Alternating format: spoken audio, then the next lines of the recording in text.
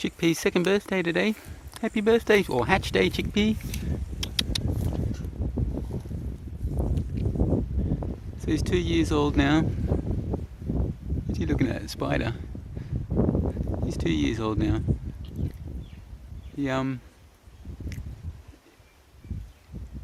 He's got a very interesting story to him, in that his mother, who's still around somewhere, is that? No, it's not her. His mother was one of three sisters.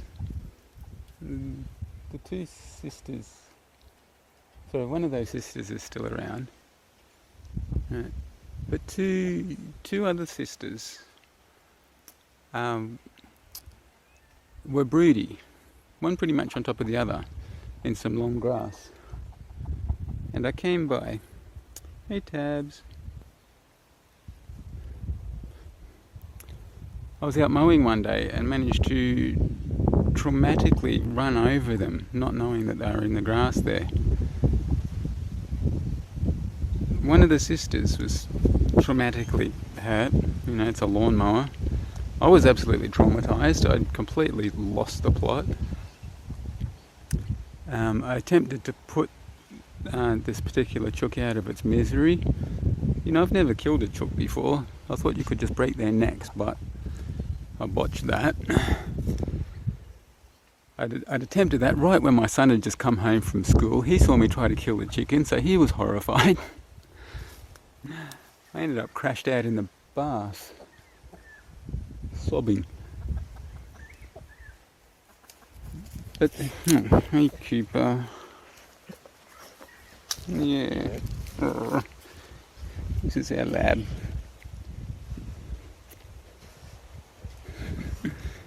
Cooper Dooper. Woof, woof.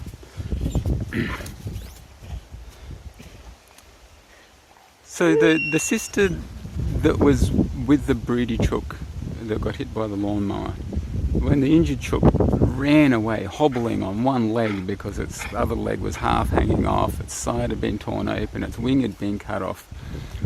It was really quite a horrific situation. Her sister came shepherding her, running across the yard, trying to shepherd her and protect her. The other chook, which is Chick-Pea's mother, she come running out from her broody position under the house. And they both came and they both trying to protect this poor injured chook, who I eventually just put in a box in a dark place and just let her die as peacefully as possible.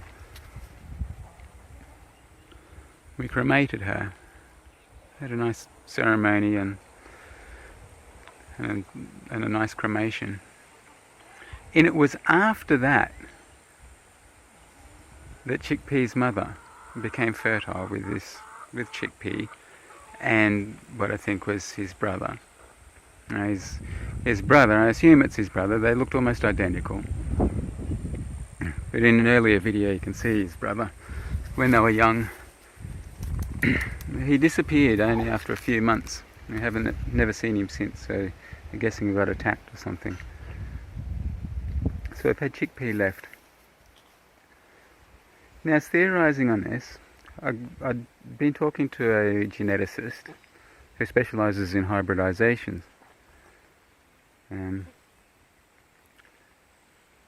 And he'd written a book, a field guide to all the records of hybrids in history. Now, he has only 3 records of fowl cross peacock in entire recorded history. So, and the last record he had was in 1923.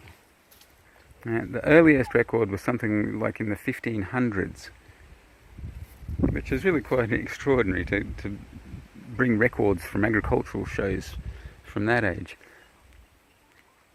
So Chick-Pea is totally unique, extraordinary.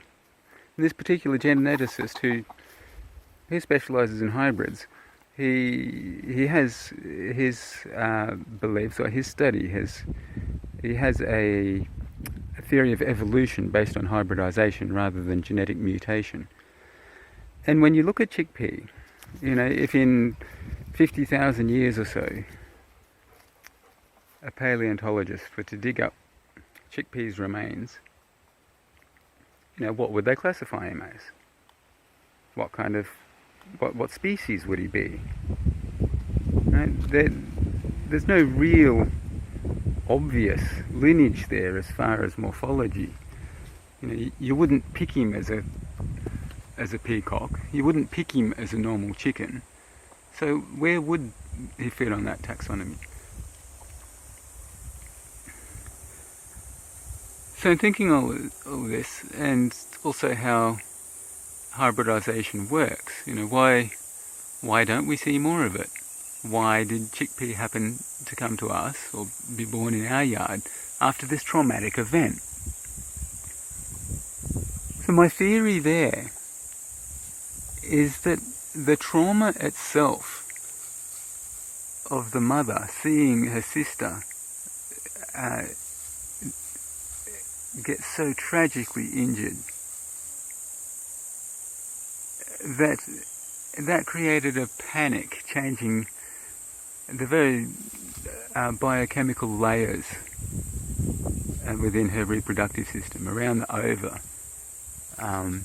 that would normally block inappropriate species from mating with her and making her eggs fertile.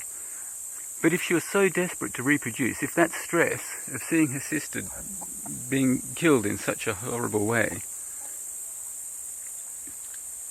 if that was enough stress to reproduce urgently, then maybe those stress chemicals had affected her her reproductive chemistry in such ways. Now I'm basing that on the concept of epigenetics, where similar things can happen, where we can have toxins and stresses affect the epigenetic layers, or the biochemical sheath along our DNA, which is inherited. But in the epigenetic layer, the biochemistry is what switches on and off the gene expressions as we grow, in order to trigger different growth periods, in order to trigger different protein responses and different timings and stuff like that. So we know that the body can change its chemistry and change its chemistry to respond in different situations, different stresses, different environments, and it opens up an entire path of evolution,